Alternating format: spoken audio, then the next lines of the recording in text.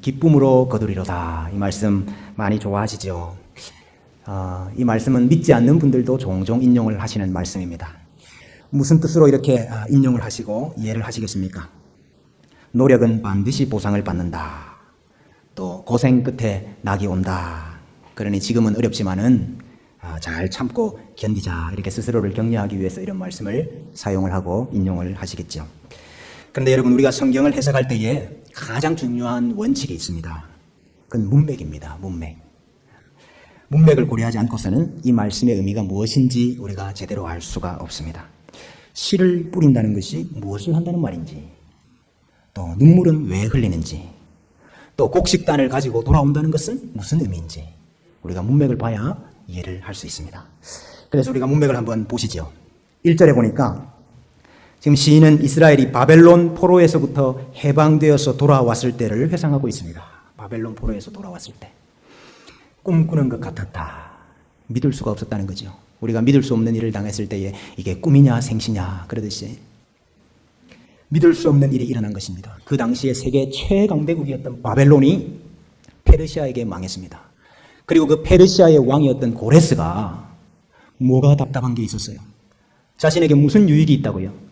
그 이스라엘 포로를 가나안 땅으로 돌아가라. 귀한 명령을 내린 겁니다. 70년 포로 생활 끝에 생각지도 못했던 별안간의 사건이 일어난 것입니다. 영적으로 보면은 바벨론의 포로로 사로잡혀가 있던 백성들이 에스겔 37장에 뭐라 그랬습니까? 마른 뼈라 그랬습니다. 마른 뼈. 바벨론은 무덤이었습니다.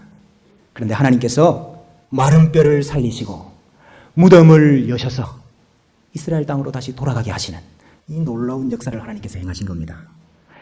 야, 옛날 성전이 있던 그곳에 가서 하나님께 다시 제사하고 하나님을 섬기다니. 그들의 입에는 웃음이 가득하고 혀에는 찬양이 차섰다 그랬습니다. 여호와께서 우리를 위하여 큰 일을 행하셨으니 우리는 기쁘도다. 그리고 돌아왔습니다. 그런데 여러분, 많이 돌아왔겠습니까? 조금 돌아왔겠습니까? 여러분, 스룹바벨의 영도하에 1차 기한한 백성의 수가 49,897명이었습니다. 49,897명. 물론 적은 수가 아니죠. 그렇지만 더 많은 수가 바벨론 땅에 남아 있었습니다. 돌아오지 않고. 왜 그들이 돌아오지 않았습니까? 이미 70년이 흐른 거예요. 70년이. 그들 중에는 바벨론에서 태어난 사람들이 부지기수였습니다. 1.5세대, 2세대들인 거죠. 그들의 고향은 예루살렘이 아니고 바벨론입니다. 우리가 하나님의 백성이고 하나님이 약속하신 그 약속의 땅으로 다시 돌아가야 한다. 이 신앙이 제대로 전수되지 않았을 수도 있습니다. 그리고 이 사람들이 그것을 알았다 하더라도 하나님의 약속에는 별로 관심이 없었을 수도 있습니다. 여러분, 또 이미 이 사람들은 바벨론의 터전을 잡고 살고 있던 사람들입니다. 여러분, 포로로 사로잡혀 갔지만은 노예 생활을 한 거 아닙니다. 정상적으로 생활을 했다고요. 이제 이곳에 정도 들었고 이제 이곳에서 어떤 사람들은 성공해가지고 잘 살고 있었습니다. 여러분, 느헤미야는 어떤 사람이라고 그랬죠? 술 맡은 관원장이라고 그랬습니다. 여러분, 페르시아의 고위 공직자였습니다. 이런 사람들이 이 모든 것을 다 버려두고 저 낯선 예루살렘으로 돌아간다.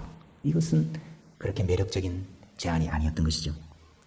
그리고 여러분, 돌아가 본들 누가 환영하는 사람이 있습니까? 거기 이미 살고 있는 이방인 비슷한 사마리아 사람들이 있기 때문에 이 사람이 가도 환영하지 않습니다. 망한 이스라엘, 폐허와 잿더미가 되어 있는 그 이스라엘에 돌아가서 그 다시 일구고 살 걸 생각하니까 이 사람들이 돌아오지를 않은 겁니다. 그래서 시인이 오늘 4절과 같은 기도를 하고 있는 것입니다. 여호와여, 우리의 포로를 남방 시내들 같이 돌려보내소서. 저 바벨론 땅에 남아있는 우리 백성들, 우리 포로들 다시 돌려보내 주십시오. 근데 남방 시내들 같이 돌려보내 주십시오. 그럽니다. 이 남방은 네겝인데 이 네겝이라는 것은 유다 남쪽에 있는 가장 건조한 땅입니다. 광야지요. 평상시에는 바짝바짝 다 타들어가 있는 이런 곳입니다. 건초가 바람에 날리다가 그 불꽃이 일어가지고 불이 날 만큼, 불이 붙기도 할 만큼 그렇게 메마른 곳입니다. 근데 여러분, 이 메마른 곳에 우기가 되면은요, 겨울철이 우기인데 우기가 돼서 갑자기 비가 내리면은 순식간에 물이 차오릅니다. 그래서 평상시에는 눈에 띄지도 않던 개천이 갑자기 모습을 드러내고 거기에 물이 가득 차고 물이 흐르는데 거기에 양도 떠내려가고 염소도 떠내려가고 사람도 떠내려갈 만큼 큰 시내가 되어서 흐르는 거예요. 순식간에 메마르고 까칠했던 땅이 파란 땅으로 바뀝니다. 지금 시인이 이렇게 기도하고 있는 것이죠. 바벨론 땅에 안주하고 있는 하나님의 백성들, 언약에 무관심하고 언약에 신실하지 못한 하나님의 백성들, 예루살렘으로 돌아오는 것이 두렵고 무서운 사람들, 그 사람들이 사람도 휩쓸고 갈 만큼 그 강력하게 흐르는 물줄기가 되어서 흐르는 그 남방 시내들처럼 줄을 지어서 돌아오게 해 주십시오. 그 기도를 하고 있는 것입니다. 여러분, 이 강구대로 하나님께서 여러 번에 걸쳐서 포로를 돌아오게 하십니다. 538년에 스룹바벨에 의해서 1차 귀환이 있었고, 458년에 에스라에 의해서 2차 귀환이 있었고, 444년에 느헤미야에 의해서 3차 귀환이 있었던 것입니다. 여러분, 바벨론의 포로만 돌아오면 되겠습니까? 세상에 안주하면서 여기가 좋사오니 하고 있는 하나님의 백성들 돌아와야 되지 않겠습니까? 언약 백성임에도 불구하고 하나님과의 약속은 까마득하게 잊어버리고 사는 우리의 자녀들, 남방 시내들처럼 돌아와야 되지 않겠습니까? 큰 하수가 되어서 흐르는 그 시냇물처럼 우리 백성들이 다 돌아와야 되지 않겠습니까? 하나님의 백성들로 이 자리가 가득 차고 넘쳐 흘러야 되지 않겠습니까? 여러분, 포로들이 돌아오는 것으로 끝나지 않습니다. 포로들이 이스라엘 땅으로 돌아오는 것으로 끝나지 않습니다. 그들이 돌아온 1차적인 이유가 있습니다. 목적이 있습니다. 고레스가 유다 사람들을 가라 하면서 한 말이 있습니다. 너희 중에 그의 백성된 자는 다 이스라엘 하나님 여호와 예루살렘으로 올라가서 이스라엘의 하나님 여호와의 성전을 건축하라 그랬습니다. 성전을 건축하라. 그들이 돌아온 1차적인 목적은 성전을 건축하기 위한 것이었습니다. 여러분, 성전을 건축한다는 것은 제단을 다시 회복한다는 것이요, 제사를 다시 회복한다는 것이요, 하나님과의 관계를 다시 회복한다는 말입니다. 여러분, 이렇게 성전도 건축해야 되겠고, 또 이 황폐한 땅을 일구어서 다시 살아야 될 것이 아닙니까? 성도 재건해야 되고 성벽도 세워야 되고 약속하신 땅을 일구어서 다시 살아야 되는 거죠. 여러분, 바로 이런 문맥에서 5절과 6절 말씀이 나오는 것입니다. 눈물을 흘리며 씨를 뿌리는 자, 울며 씨를 뿌리러 나가는 자. 여러분, 이 사람들은 다 귀환한 이스라엘 백성들입니다. 귀환한 이스라엘 백성들. 이제 그들이 씨를 뿌리는 일을 해야 된다 이 말이에요. 여러분, 귀환한 이스라엘 백성들이 성전 짓고 성을 재건하고 다시 가나안 땅 일구는 이 일을 왜 씨를 뿌리는 것으로 묘사를 할까요? 왜 곡식을 거두어 드리는 것으로 비유를 할까요? 왜? 여러분, 성경은 종종 이스라엘 백성들을 곡식으로 비유를 합니다. 곡식으로. 여러분 잘 아시잖아요. 요셉이 꿈을 꿨지 않습니까? 꿈을 꿨는데 곡식단을 묶는데 내 단이 일어서고 형들의 단이 다 일어서가지고 내 단에 절을 합디다. 그러니까 형들이 뭐 곡식단이 절을 해? 뭐 이 사람 이 동생이 아침부터 이상한 소리를 하네. 그렇게 한 것이 아니고 아주 기분 나빠했죠. 왜 기분 나빠했습니까?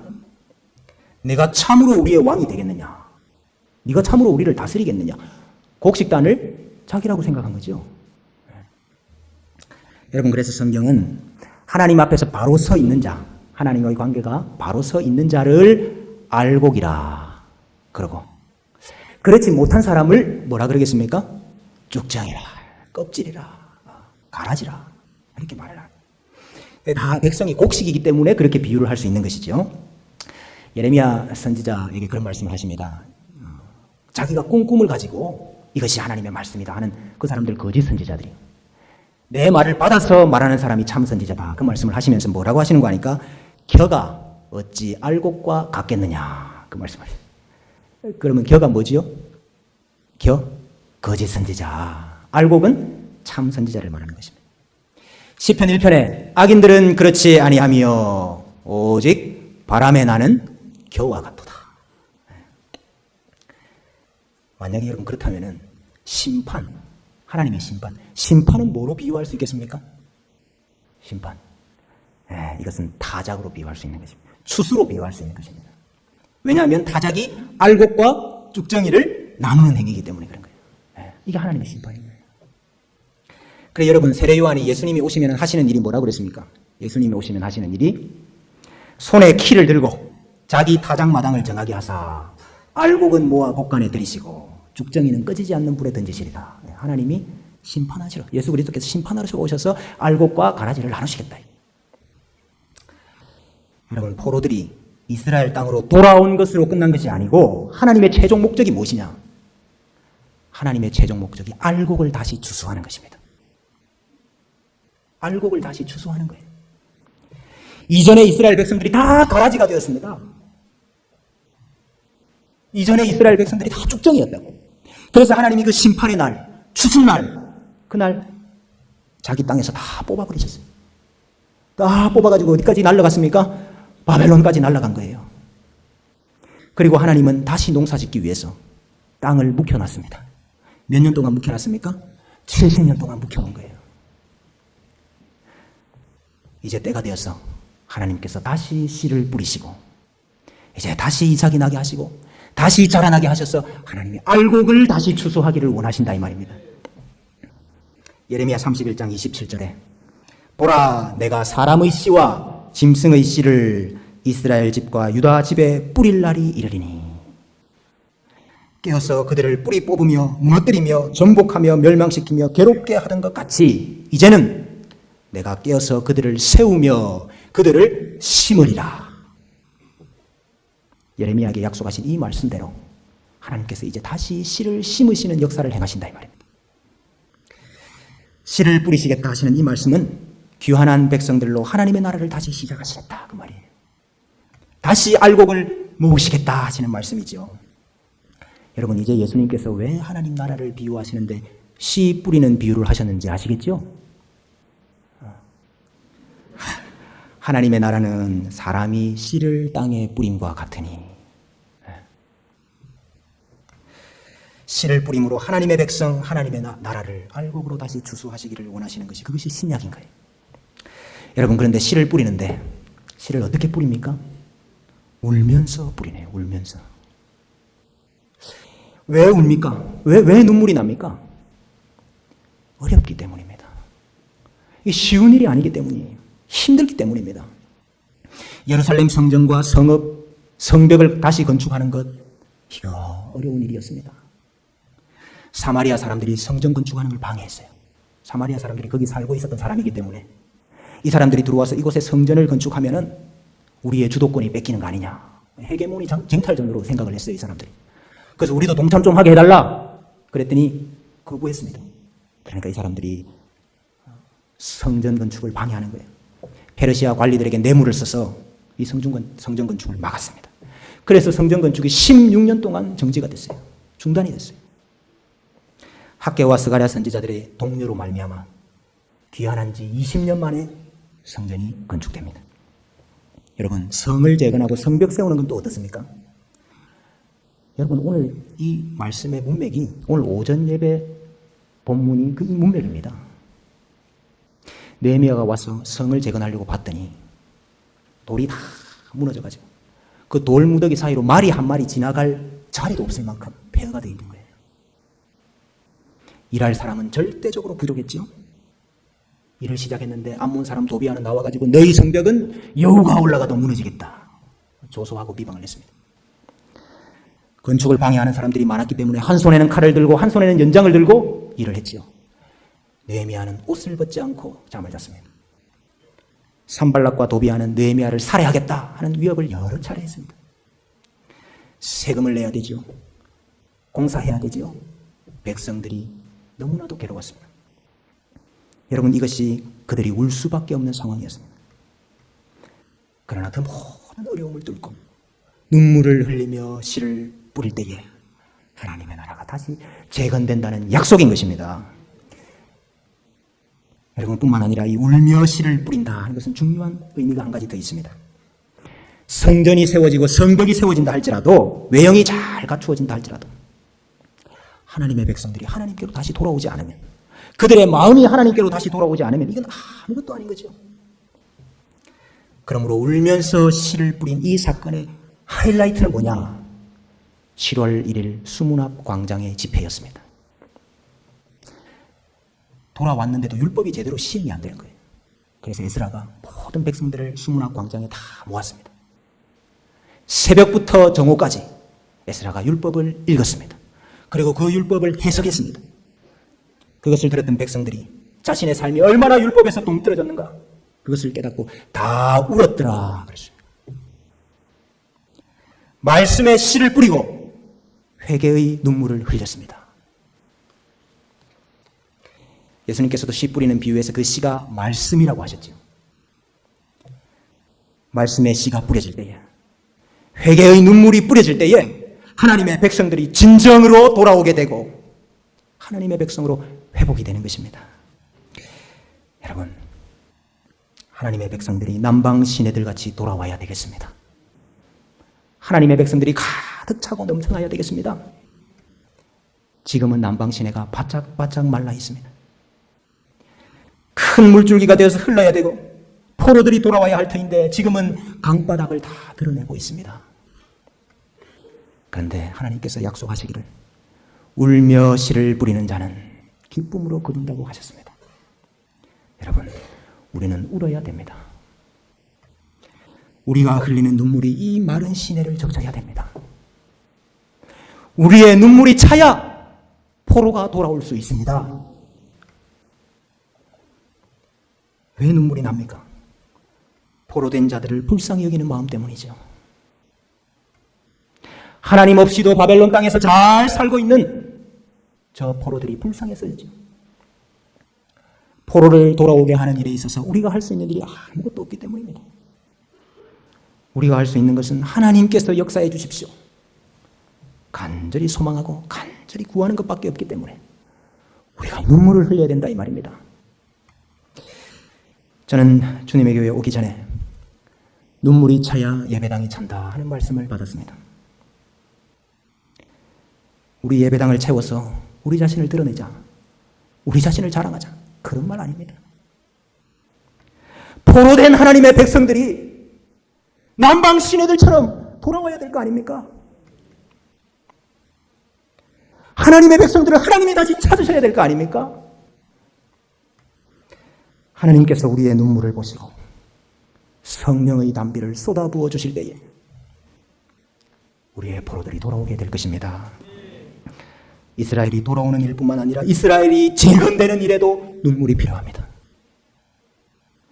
아무것도 갖추어지지 않은 상황에서 돌 무더기 위에서 주위의 대적들이 비웃고 방해하는 이 가운데서 눈물을 흘리며 다시 세워야 합니다. 말씀의 씨를 뿌려야 되고 그 씨 위에다가 눈물을 쏟아 부어야 됩니다. 똑똑한 분들은 눈물을 잘 흘리지 않습니다. 왜냐하면 나의 계획과 지혜로 할 수 있다고 생각하기 때문입니다. 열심히 일하고 있는 분들은 눈물을 잘 흘리지 않습니다. 왜냐하면 우리의 열심과 노력으로 할 수 있다고 생각하기 때문입니다. 그러나 눈물을 흘리는 사람은 어떤 사람입니까? 우리의 힘으로 할 수 없습니다. 우리의 계획으로 할 수 없습니다. 우리의 지혜로 되는 것 아닙니다. 우리의 열심과 노력으로 되는 것 아닙니다. 하나님께서 하십니다. 이 사실을 믿는 사람이 기도의 눈물을 흘릴 수 있습니다. 여러분, 지금은 눈물을 흘릴 때입니다. 여러분, 지금은 말할 때가 아니고 지금은 엎드려서 눈물을 흘려야 될 때입니다. 말씀의 씨앗을 뿌리고 그 말씀의 씨앗이 뿌리를 내리고 발화할 수 있도록 그 땅을 우리의 눈물로 적셔야 됩니다. 마른 시내가 축축하게 젖어서 거기에 포로들이 흘려내려올 수 있도록 우리가 눈물을 흘려야 될 때입니다. 그때 우리 주님께서 우리의 포로들을 남방 시내와 같이 돌려보내실 줄로 믿습니다. 주께서 주의 나라를 다시 세우시고 주께서 주의 알곡들을 다시 열매 맺게 하시는 이 놀라운 역사를 우리 주님의 교회를 통하여 이루실 줄로 확실히 믿습니다. 우리 함께 우십시다. 우리가 감당해야 될 기도의 눈물을 흘리십시다. 그래서 하나님이 일하시는 것을 기필코 보고야만은 우리 모든 성도님들 되시기를 주님의 이름으로 축원합니다.